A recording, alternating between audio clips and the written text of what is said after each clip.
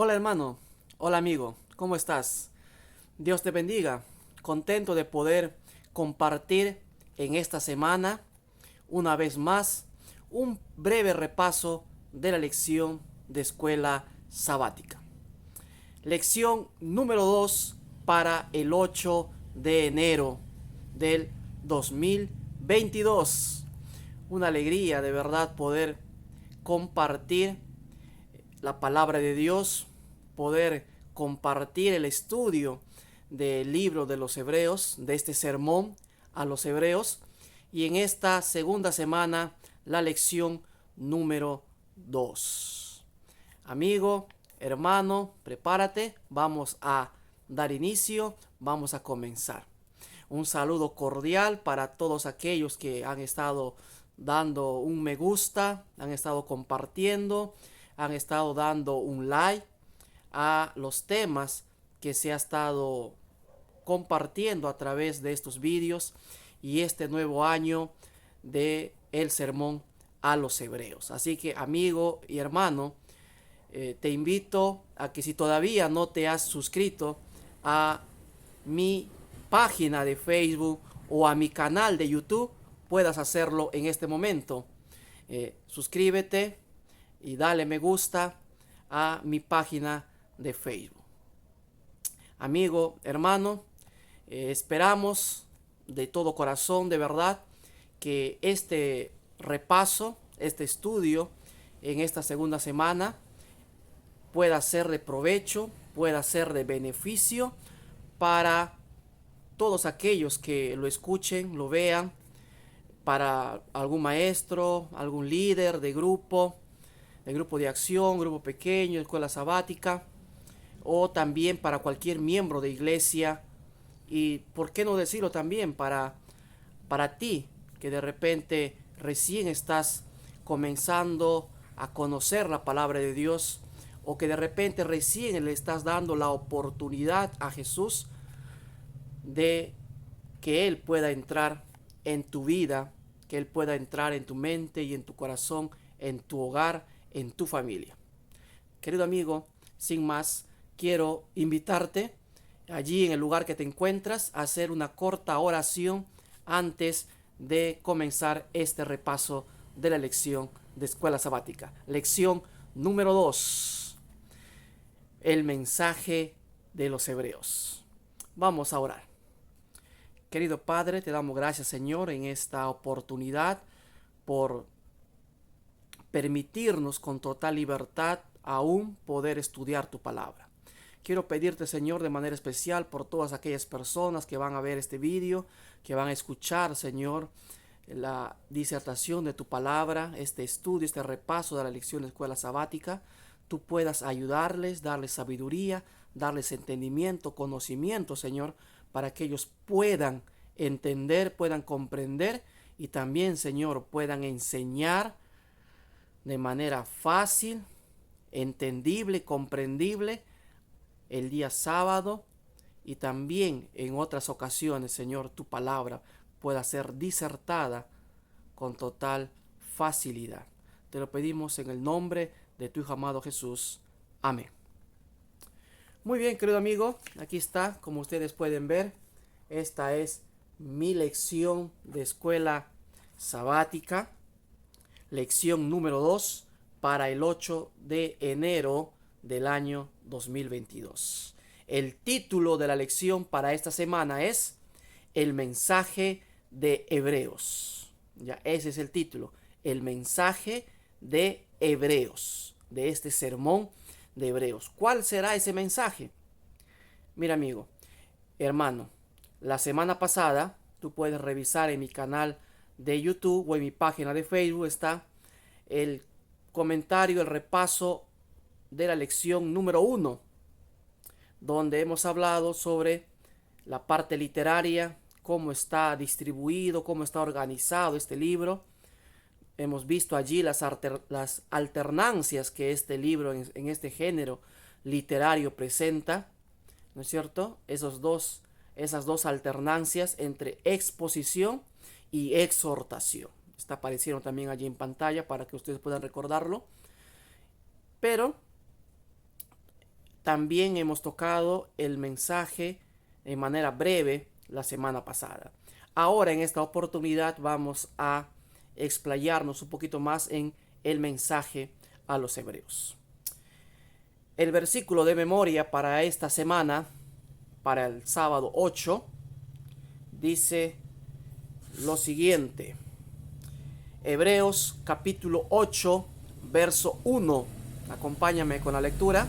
Hebreos 8:1 dice: ahora bien, el punto principal de lo que venimos diciendo es que tenemos tal sumo sacerdote, el cual se sentó a la diestra del trono de la majestad en los cielos. Ahora bien, dice, ¿no? El punto principal, después de todo el argumento, después de las partes expositivas, después de las partes exhortativas, aquí el escritor de este sermón dice: ahora bien, el punto principal de lo que venimos diciendo es que tenemos tal sumo sacerdote, el cual se sentó a la diestra del trono de la majestad en los cielos.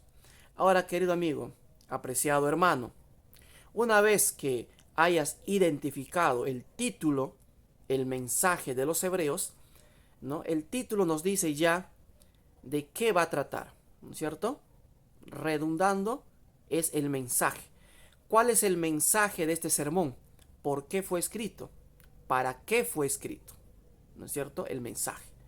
Luego, el versículo central a estudiar nos da también los detalles de lo que va a tratar o está tratando la lección esta semana y cómo poder nosotros como maestros, como líderes, poder dar nuestro repaso de la lección, no darlo día por día, ¿no? Porque el tiempo no nos daría en la iglesia, el tiempo varía en el repaso de acuerdo a las iglesias en los grupos.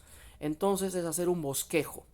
Por ejemplo, son dos los puntos que la lección en esta semana tenemos nosotros que resaltar. ¿Cuáles son? Número 1, está apareciendo en pantalla, es Jesús como nuestro rey, ¿no? Ese es el primer punto que nosotros como maestros, como líderes tenemos que resaltar este sábado. Jesús como rey. Y luego está la segunda parte, que es Jesús nuestro mediador. Ahora, esas dos partes, Jesús nuestro rey y Jesús nuestro mediador, tienen también subdivisiones. Y a eso vamos a ir a continuación.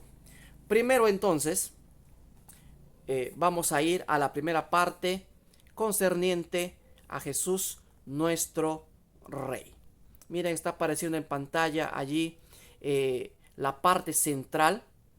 Recuerda otra vez las partes expositivas y las partes exhortativas, que son alternadas en este género literario, que no es una carta, sino es un sermón. Y entonces tiene esas dos alternancias, expositivas y exhortativas, el llamado, la aplicación que hace el escritor de este sermón.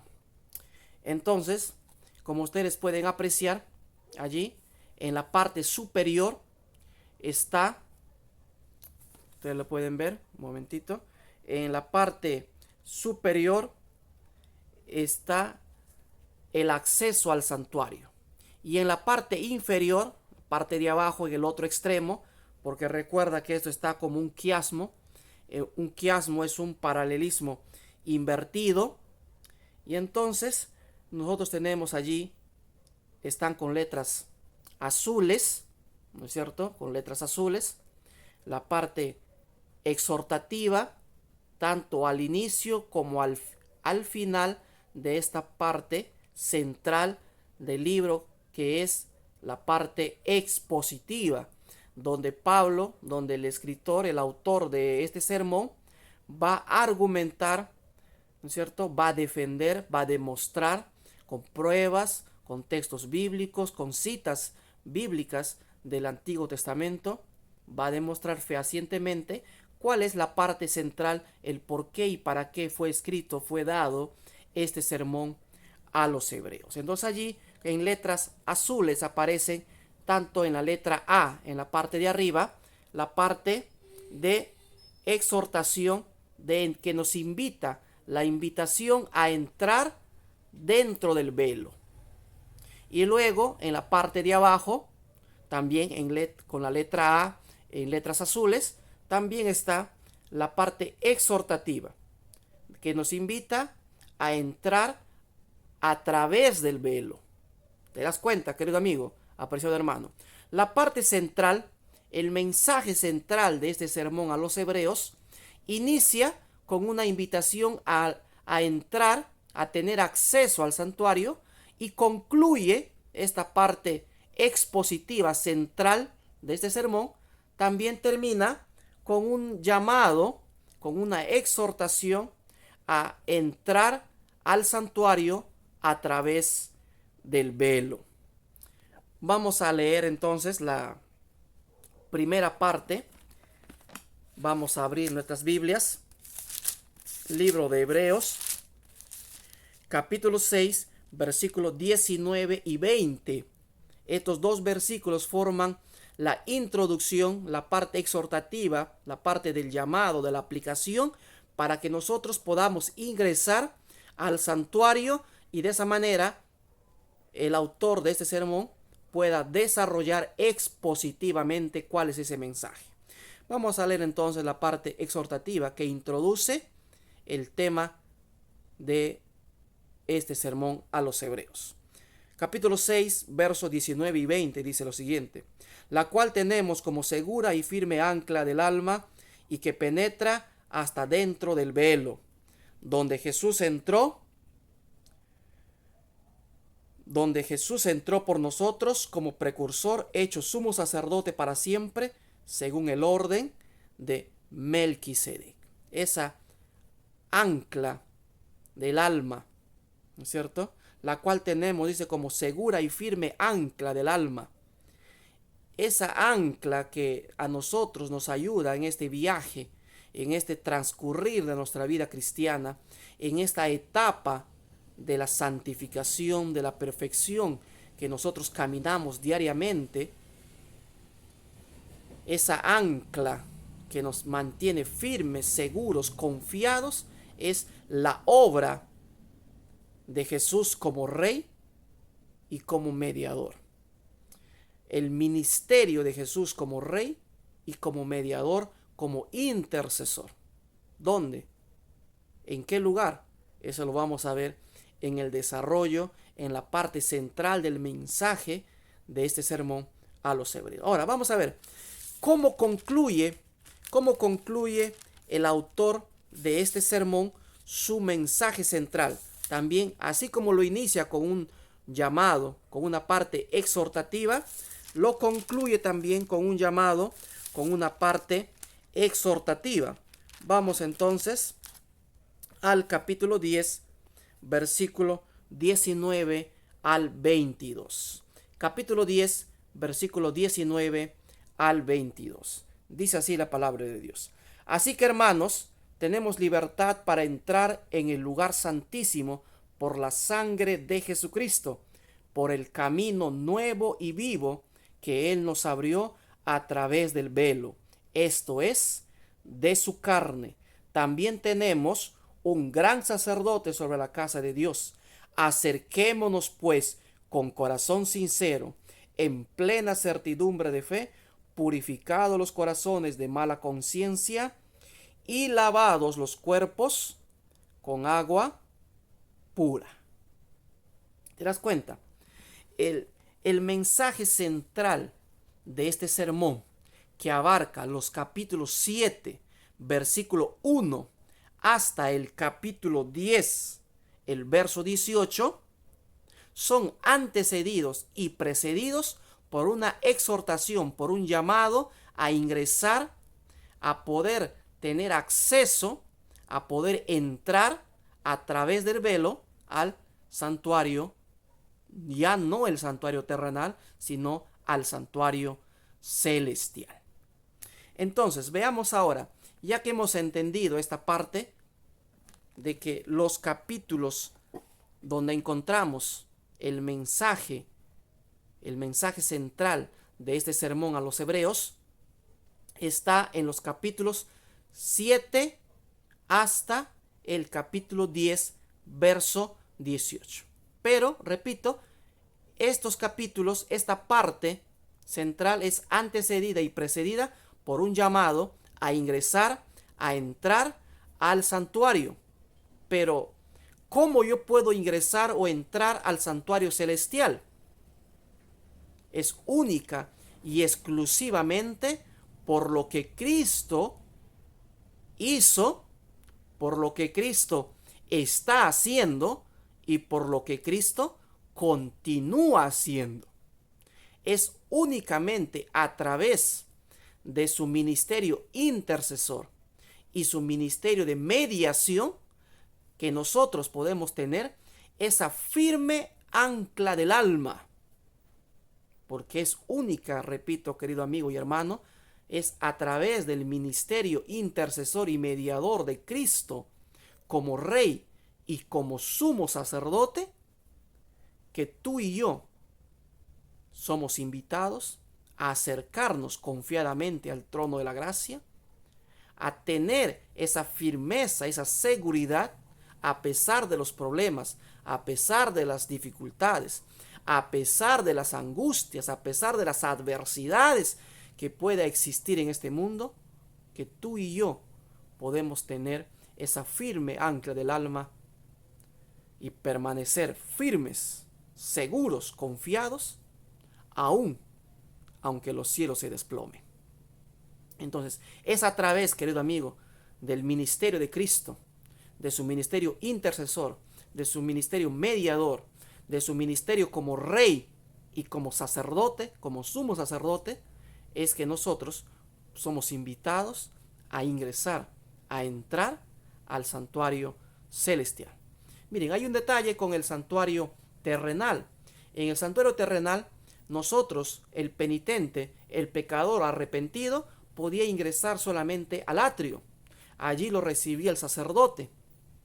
Nosotros llevábamos nuestro corderito como muestra de nuestro arrepentimiento. Ese corderito cargaba con nuestra culpa, cargaba con nuestro pecado. Pero era solamente a través del sacerdote que nuestro pecado, nuestra culpa podía ingresar al santuario, a quedar registrado en el santuario. Yo no podía, como pecador arrepentido, no podía ingresar más allá. No se me permitía. Imagínate, querido amigo, apreciado hermano, en el Antiguo Testamento que tú hayas hecho un viaje largo, llevando tu corderito, arrepentido, llegas al santuario, quieres ingresar y el sacerdote te dice un momento, hasta aquí nomás, no puedes ingresar más. Pero vengo de lejos, he gastado mi dinero, llevo muchos días viajando, quiero ingresar y te dicen no, no podías ingresar más allá. Pero ahora, a través del ministerio de Cristo, a través de su intercesión, a través de lo que Él hizo en la cruz del Calvario, como hemos visto la semana pasada, a través de esa obra inaugural, al morir Cristo en la cruz del Calvario, nos abrió a nosotros un camino nuevo y vivo a través del velo para que nosotros podamos ingresar al santuario celestial. Miren, y entonces vamos a analizar, ya que hemos visto esta parte introductoria, vamos a analizar entonces en qué consiste el que nosotros podamos ingresar al santuario celestial, ya que nosotros sabemos de que el santuario terrenal era una copia, ¿no es cierto? Era una copia del santuario, del verdadero santuario que se encuentra en el cielo. Recuerda, apreciado amigo, querido hermano, en el libro de Éxodo, capítulo 25, versículos 8 y 9, Dios dice de que hagan un santuario, un tabernáculo en la tierra para que morara, su presencia morara en medio del pueblo, pero siguiendo el modelo del santuario celestial. Entonces es innegable, no podemos nosotros negar de que en el cielo está el verdadero santuario, el verdadero tabernáculo. Entonces mira, fíjate allí en la imagen que está apareciendo en la pantalla, la parte B, ahora en las letras blancas, ¿no? Ya hemos visto las partes, las letras azules, la letra A, que son tanto la introducción como la conclusión, y en el medio, como en un sándwich, está quedando el mensaje de este sermón a los hebreos. Entonces, la letra B, ¿qué dice la letra B? El sacerdocio. Entonces, lo primero que nos muestra este esquema de la parte central de este sermón es el sacerdocio, ¿no? Está en los capítulos 7, versículo 1 al 25, donde el escritor de este sermón, ¿no es cierto?, argumenta, va a exponer, porque es una parte expositiva, comienza a hablarnos del sacerdocio de Melquisedec, por qué el sacerdocio de Cristo es mejor, por qué el sacerdocio de Cristo es superior, diferente al sacerdocio que tuvo Aarón y su descendencia, y también los que vinieron después de él. En la parte comparativa, en la parte de abajo puedes ver también la parte B, también nos habla del sacerdocio, los capítulos 10, verso 11 al 18. Vamos a leer esa parte, una parte, capítulo 10, versículo 11 en adelante. Capítulo 10, versículo 11, dice así. Voy a un momentito. Dice así la palabra de Dios. Ciertamente todo sacerdote está día tras día ministrando y ofreciendo muchas veces los mismos sacrificios que nunca pueden quitar los pecados. Miren, pero el ministerio de Cristo entonces es diferente. Verso 12. Miren, el verso 12 dice lo siguiente. Pero Cristo, habiendo ofrecido una vez para siempre un solo sacrificio por los pecados, se ha sentado a la diestra de Dios. Allí está esperando hasta que sus enemigos sean puestos por estrado de sus pies. Y así, con una sola ofrenda, hizo perfectos para siempre a los santificados. El Espíritu Santo no atestigua lo mismo, porque después de haber dicho, este es el pacto que haré con ellos, después de aquellos días, dice el Señor, pondré mis leyes en sus corazones y en sus mentes las escribiré. Y añade, y nunca más me acordaré de sus pecados y transgresiones, pues donde hay remisión de estos, no hay más ofrenda por el pecado. Entonces, hay una cualidad de este sermón a los hebreos, es que en este sermón vamos a encontrar siempre la palabra mejor. En una comparación, y ustedes se podrán dar cuenta, en la parte central de esta estructura, en letras rojas, ¿cuál es el tema? ¿Cuál es el meollo del asunto? El por qué está escrito, para qué está escrito este sermón. ¿Cuál es el mensaje central? Hay una comparación, hay un contraste. Otra cualidad de este sermón, aparte de la palabra mejor, de mejor sacrificio, mejor ofrenda, mejor sacerdote, mejor pacto, es también el contraste, el comparar, el contrastar. ¿Y cuál? Miren que en la parte central de esta estructura, de este mensaje a los hebreos, está la comparación, está este contraste entre el santuario terrenal, que va los capítulos 9, verso 1 al 10, que nos hablan del santuario terrenal, y luego el capítulo 9, versículo 11 al 14, donde se argumenta lo importante y lo mejor del santuario celestial, que el santuario terrenal era solamente una sombra, era solamente un tipo, y que el antitipo, el cumplimiento de esta sombra, de esta figura, era el santuario celestial. Miren, amigo, hermano, miren cómo se va dando esto. Un mejor sacerdocio, un mejor sacrificio, un mejor santuario, un mejor pacto. Y luego se centra en esta comparación en este contraste entre el santuario terrenal y el santuario celestial. Pero no solamente el tema allí está en contrastar la estructura, los oficios, no, sino la importancia, el ministerio de Cristo.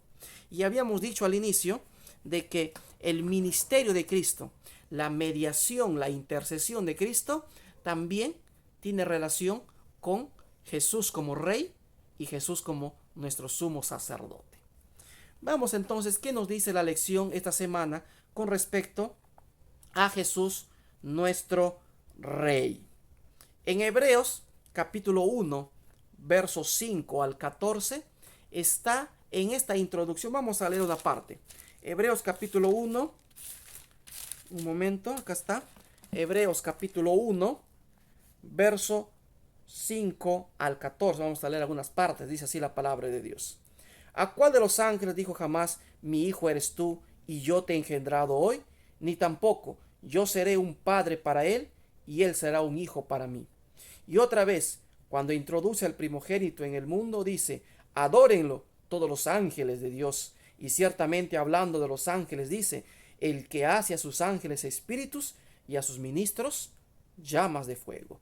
Pero del Hijo dice, tu trono, Dios por los siglos de los siglos, cetro de equidad es el cetro de tu reino. Has amado la justicia y odiado la maldad. Por lo cual te ungió Dios, el Dios tuyo, con óleo de alegría, más que a tus compañeros. También dice, tu Señor en el principio fundaste la tierra y los cielos son obras de tus manos. En estos versículos introductorios de este sermón a los hebreos, habrás podido notar, querido amigo, cuando has leído tu lección, de que nos está hablando aquí de Jesús como nuestro Rey, Jesús como soberano, aquel a quien Dios le llama mi hijo, mi primogénito. Y no solo eso, no que solamente lo adopta como hijo, sino que también le da un trono, le da autoridad, le da poder y nos muestra la entronización de Cristo en el presente, porque ese era un mensaje para el presente. Recuerden que la escatología del libro de Hebreos, de este sermón a los hebreos, es una escatología del presente, porque está queriendo atacarse el problema real en el presente, pero no negando el pasado ni tampoco negando el futuro, pero sí centrarnos, dando un énfasis especial en el presente, en lo que Cristo estaba haciendo en ese momento. No tanto en lo que había hecho o lo que quedaba por hacer, sino en lo que se estaba haciendo, lo que Cristo estaba realizando en ese momento. Y lo que estaba pasando en ese momento era que Cristo se había sentado ya había recibido de manos del Padre el trono, la autoridad. Y Él es nuestro Rey. Y ahora, no solamente recibió poder. Hebreos, por supuesto, concuerda que Dios cumplió en Jesús las promesas hechas a David, lo que ya hemos leído. Dios le dio un nombre excelente en el verso 4. Lo adoptó como a su propio hijo, Hebreos 1:5. Estableció su trono para siempre, Hebreos 1:8 y 12. Y lo sentó a su diestra, Hebreos 1:13 y 14. Además, de acuerdo con Hebreos 4, Jesús guía al pueblo hacia el reposo verdadero de Dios, que es la salvación, el entrar a la Canaán celestial. Porque entrar en el reposo de Dios en el Antiguo Testamento era entrar a la Canaán terrenal. Pero dice, aún queda un reposo. Todavía no se ha cumplido el entrar al verdadero reposo. Hay un reposo para el pueblo de Dios. Jesús, como nuestro Rey, nos guía, nos protege, nos sustenta, nos cuida. Qué maravilloso el saber que nuestro Dios ya está sentado a la diestra de Dios Padre. Qué maravilloso. Imagínate, querido amigo, que Jesús ya se sentó, porque eso es lo que dice en tiempo pasado.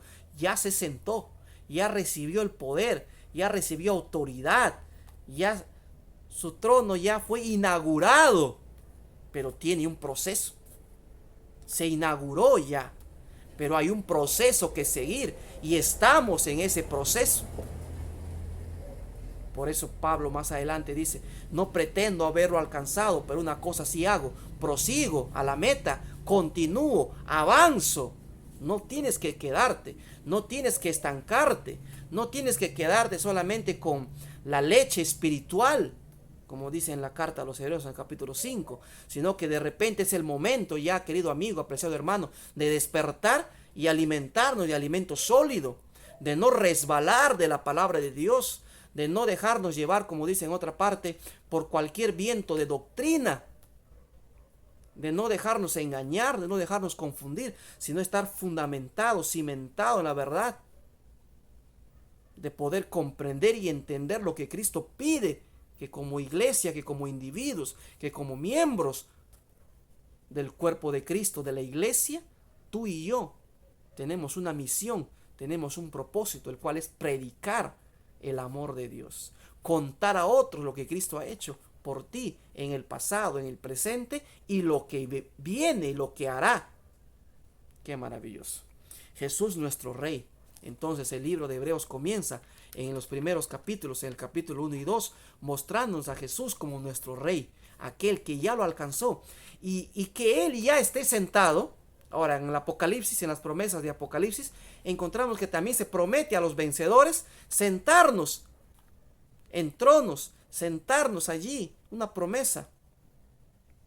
Y si Él ya lo consiguió, Él ya se sentó, querido amigo, esto es un llamado para que tú y yo tomemos esto como cosa seria, porque así como Cristo ya se sentó, es la certeza y la seguridad de que nosotros también estaremos allí, estaremos en ese lugar, nos sentaremos junto con nuestro amado Padre Celestial. Jesús como Rey, Jesús también es nuestro mediador. El Rey, en los tiempos bíblicos, servía para representar, era un representante del pueblo ante Dios. En ese sentido, el Rey era un mediador, alguien que mediaba entre Dios y el pueblo, entre el pueblo y Dios. Era un representante del pueblo.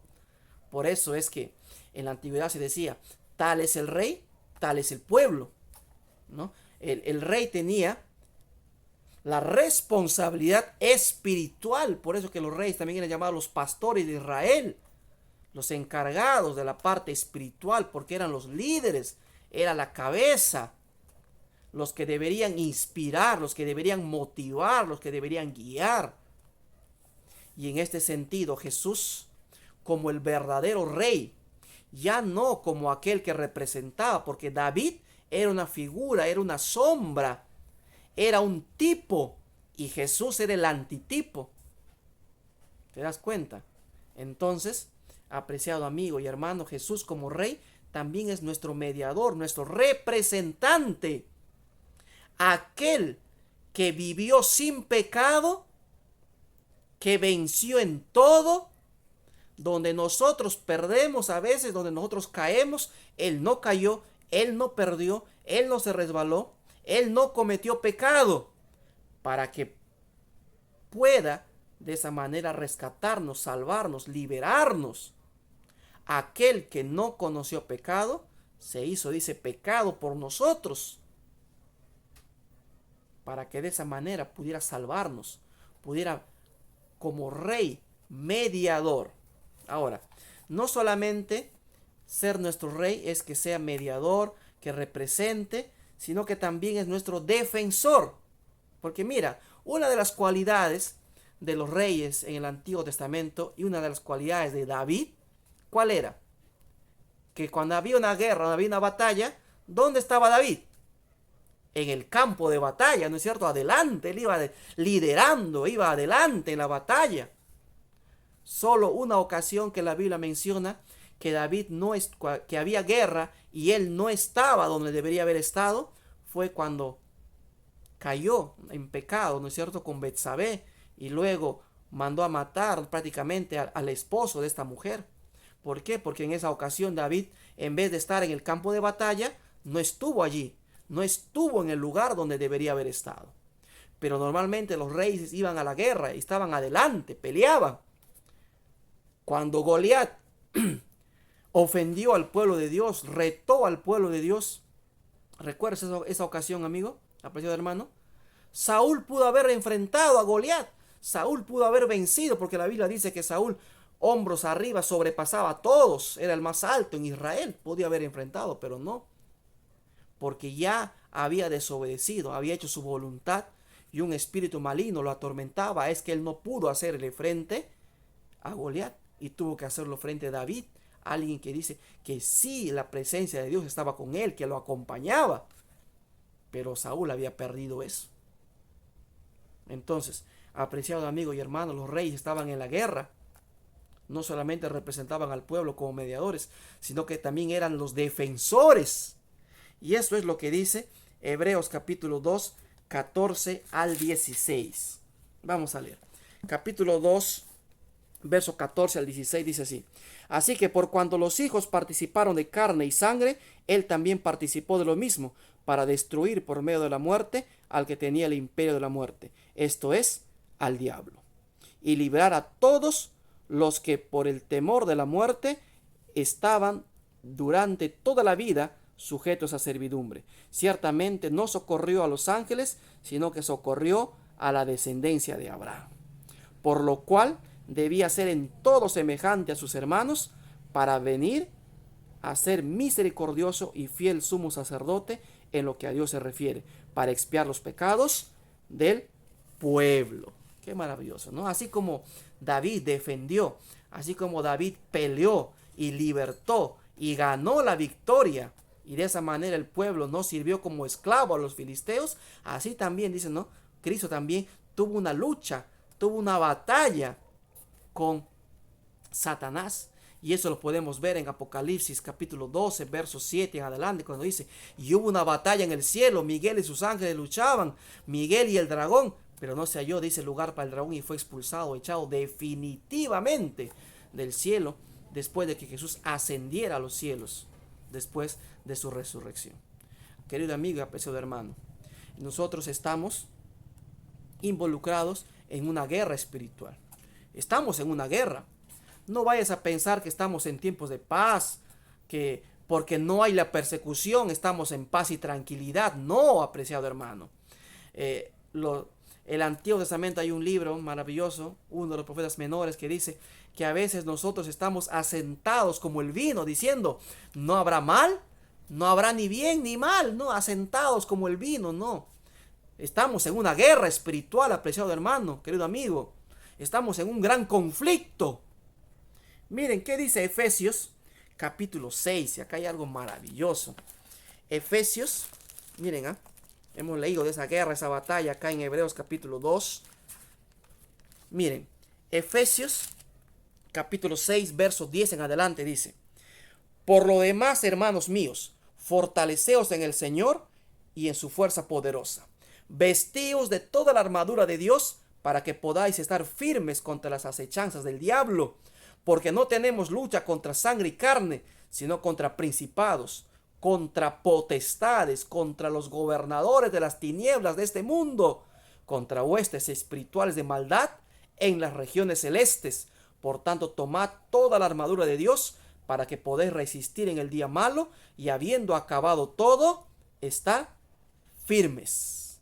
Querido amigo, estamos en una guerra, y Jesús nos invita a vestirnos de todas las armaduras, porque estamos en una guerra. Y si no tenemos puestas estas armaduras, seremos derrotados, seremos vencidos. Los dardos del enemigo nos atravesarán, las flechas nos llegarán. No podremos hacer frente sin esta armadura. Necesitamos estas armaduras porque estamos en un gran conflicto, estamos en una guerra espiritual. No una guerra física, no una batalla como nos imaginamos. ¿Por qué? Amigo, viene la última batalla, viene el Armagedón, ese conflicto final entre Dios y Satanás, entre el bien y el mal, entre la ley de Dios y la falsa ley de este poder representado en Apocalipsis 13. Entre el verdadero día de adoración y el falso día de adoración. Entre adorar a aquel que hizo los cielos y la tierra y entre adorar a aquel que fue hecho una criatura, porque él fue creado, pero pide adoración para él. ¿Recuerdas cuando Jesús en la tentación, en el desierto, le dijo, si postrado me adoras? Porque él quiere eso. Él quiere adoración, pero es una criatura. Y eso le molesta, eso le ofende. Querido amigo, adoremos a aquel que hizo los cielos y la tierra. Él es nuestro Dios, Él es nuestro Jesús, nuestro Creador, nuestro amigo, nuestro Rey, nuestro mediador, aquel que pelea por ti y por mí. Si Dios es con nosotros, ¿quién contra nosotros? ¿Recuerdas la historia de Eliseo? Cuando Dios le abrió los ojos y vio en el cerro, vio una cantidad de ángeles listos con espadas de fuego, desenvainadas, listos para actuar. Querido amigo, si Dios es contigo, ¿quién contra ti? No hay nadie. Dios es poderoso. Él es nuestro Rey que va adelante en la batalla, en esta batalla espiritual, en este gran conflicto. Él es nuestro Rey, nuestro amigo, nuestro Jesús, nuestro mediador y nuestro defensor. Pero vistámonos de las armaduras que están en Efesios capítulo 6, verso 10 en adelante. Como cristianos, a menudo solemos pensar que estamos enredados en un combate solitario con Satanás. Cuando leemos, sin embargo, los textos que hemos leído de Efesios 6, 10 al 18, vemos que efectivamente estamos en guerra con el diablo. Pero no estamos solos. Dios es nuestro comandante. Dios es nuestro Rey de Reyes. Y Él pelea por ti y por mí. Él va adelante. Es nuestro defensor. Y entró en batalla delante de nosotros. Nosotros somos parte de su ejército. Por eso tenemos que usar su armadura. Además, no luchamos solos. Efesios 6 se expresa en plural. Nosotros, como iglesia, como pueblo de Dios, como la iglesia adventista del séptimo día, tomamos la armadura y luchamos juntos detrás de nuestro defensor, que es Dios mismo. Ahora pasamos a la segunda parte de la lección de esta semana. Jesús, nuestro sumo sacerdote, ¿no? Y volvemos entonces aquí a la estructura que ya les hemos mostrado. Con esta vamos a terminar mostrando a Jesús como nuestro sumo sacerdote. Como nuestro sacerdote o sumo sacerdote tenemos dos aspectos que resaltar. Primero, Él es, en el capítulo 7 se presenta a Jesús no según la orden con la cual se eligió a Aarón, sino según la orden de Melquisedec, y de eso vamos a volver más adelante, seguramente en una semana más adelante, a hablar de eso. Pero el libro de Hebreos trata de contrastar entre la obra sacerdotal que se realizaba en el tabernáculo y la obra sumo sacerdotal de Cristo, ¿no? Hay mucho texto para leer allí. Vamos a leer el versículo central, Hebreos capítulo 8:1 dice: ahora bien, el punto principal de lo que venimos diciendo es que tenemos tal sumo sacerdote, el cual se sentó a la diestra del trono de la majestad. Jesús, nuestro sumo sacerdote. ¿Qué nos da?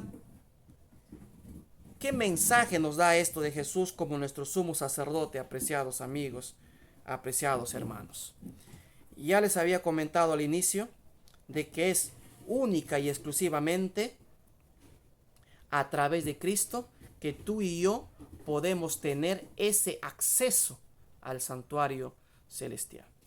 Y mirando de manera retrospectiva, nosotros podemos entender en la actualidad que Cristo tuvo una parte, un ministerio intercesor y mediador también como sumo sacerdote, como sacerdote en el santuario celestial, en la parte del lugar santo, desde el año 31 hasta el 22 de octubre de 1844. A partir de allí, de 1844 hasta el momento, Jesús se encuentra ministrando en la parte del lugar santísimo del santuario celestial, ¿no?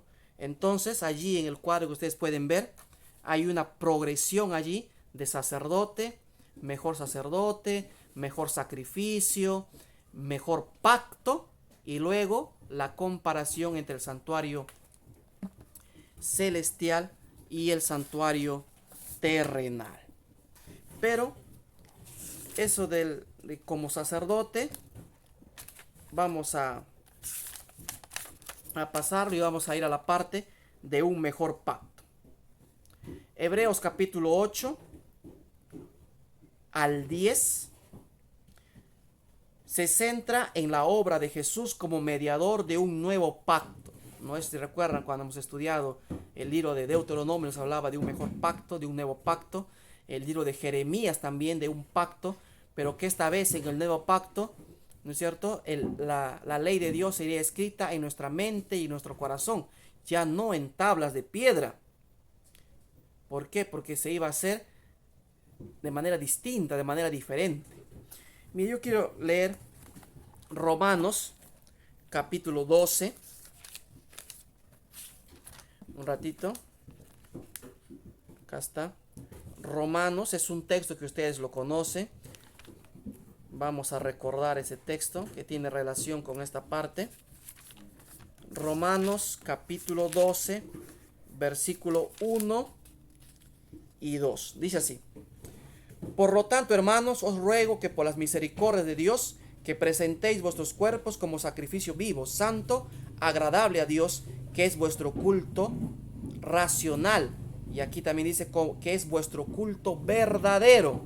No os conforméis a este mundo, sino transformaos por medio de la renovación de vuestro entendimiento, para que comprobéis cuál sea la buena voluntad de Dios, agradable y perfecta. Entonces, ¿cuál es nuestro culto verdadero o nuestro culto racional, como dicen otras versiones? Presentar, dice, nuestro cuerpo como sacrificio vivo, agradable y grato al Señor. También como lo dice Pedro, cuando refiriéndose a la iglesia del Nuevo Testamento, refiriéndose a nosotros en la actualidad como pueblo de Dios, dice que nosotros somos real sacerdocio, nación santa. Ahora somos nosotros real sacerdocio, somos sacerdotes. En este nuevo pacto, nosotros somos llamados real sacerdocio. ¿Qué tenemos que ofrecer ahora como sacerdotes? Porque a través de la muerte de Cristo, a través de la sangre de Cristo, dice, se abrió un camino nuevo y vivo al santuario, por el cual ahora nosotros también como sacerdotes, en este nuevo pacto, podemos ingresar, tenemos acceso a través del velo, a través de lo que Cristo hizo, no por nuestros actos, no porque yo haga algo bueno, no porque yo lo merezca, no porque sea yo merecedor de entrar, sino por los méritos, por lo que Cristo hizo, hace y continúa, es que nosotros tenemos acceso, podemos entrar a través de la oración, porque la oración no hace descender a Dios, sino que la oración nos transporta a nosotros a la presencia de Dios, allá al santuario celestial.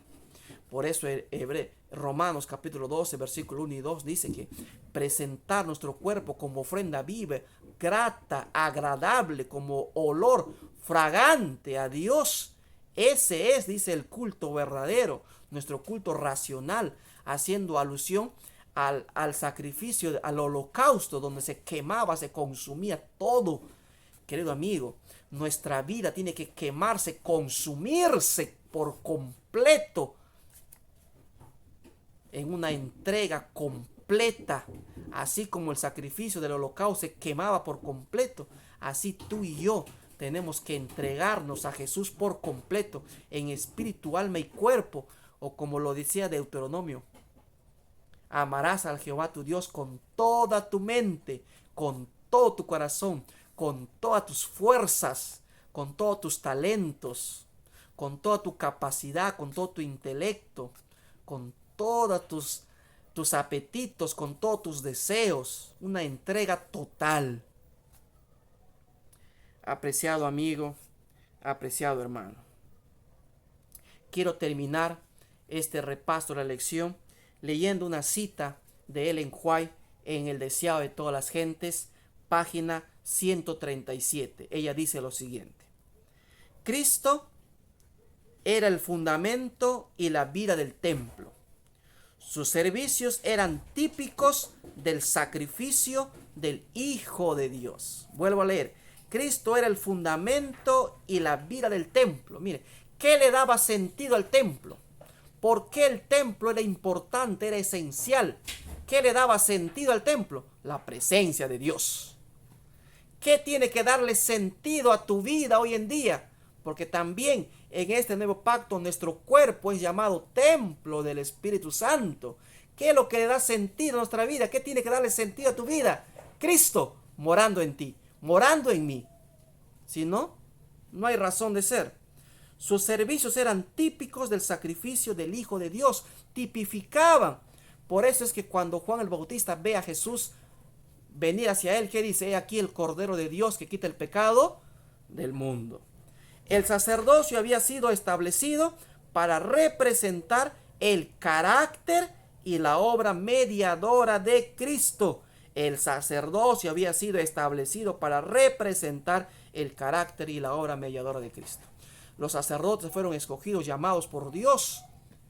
El sacerdote no podía tener un trabajo aparte, no podía tener sus propias, no se les dividió, cuando se dividió las tierras, cuando entraron a Canaán, no se les entregó a ellos nada.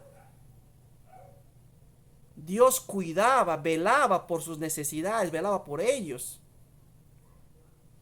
Los sacerdotes, como mediadores, como intercesores, el sumo sacerdote igual, no podían presentarse delante de Dios sin antes haberse lavado, sin antes haberse purificado, sin antes haber presentado un sacrificio, una ofrenda a Dios por su pecado, por su culpa, lo cual Cristo no tuvo necesidad de hacer como nuestro sacerdote o como nuestro sumo sacerdote. ¿Te das cuenta? Los sacerdotes no podían ni lavarse purificándose. Alguien tenía que hacer por ellos. Querido amigo, hay un mensaje importante allí. Tampoco se vestían. Ellos eran vestidos. Por eso cuando Pablo dice, con Cristo estoy juntamente crucificado, está en tiempo pasivo, está en pasivo allí. ¿Por qué? Porque yo no puedo, yo puedo clavarme esta mano. ¿Y cómo me clavo esta mano? Y ahora, ¿cómo me clavo los pies? ¿Cómo me crucifico? Con Cristo estoy juntamente crucificado. Los sacerdotes tenían que limpiarse, purificarse ellos mismos por sus propios pecados para que pudieran presentarse delante de Dios como representando al pueblo. Pero Cristo no tuvo necesidad de eso porque Cristo fue sin pecado, sin mancha. Y es por eso que por sus méritos, por sus logros, por lo que Él alcanzó, por lo que Él venció, es que tú y yo ahora podemos vencer, podemos alcanzar, podemos lograr y podemos conseguir esa salvación tan grande, la cual nos dice en el capítulo 1 y 2 del libro de este sermón a los hebreos, ¿no? Que no desperdiciemos una salvación tan grande. Muy bien, Dios te bendiga, Dios te guarde, hasta la próxima. Bendiciones.